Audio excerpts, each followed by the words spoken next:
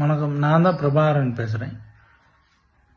போன 27ஆம் தேதி விஜய் பிரச்சார கூட்டத்துக்கு நான், என் பாப்பா, என் மாப்பிள்ளை 3 பேரும் போனோம்.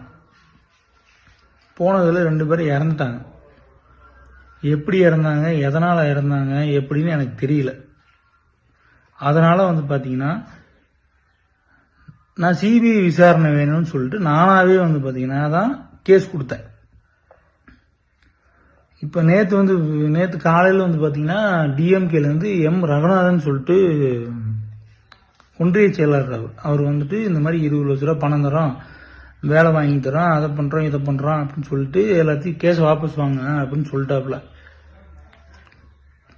நான் சரின்னு சரி நான் கேட்டுட்டு நான் சொல்கிறேன் அப்படின்னு சொல்லிட்டு அனுப்பிச்சி விட்டேன். இப்போ பார்த்துட்டிங்கன்னா காலையில் நியூஸில் இந்த மாதிரி போகுது, பிரபாகரன்றவர் இந்த மாதிரி கேஸே ஃபைல் பண்ணல அப்படின்னு சொல்லிட்டு போகுது. நான் தான் கேஸ் ஃபைல் பண்ணேன். இந்த மாதிரி என் பேர் தான் போடுறாங்க.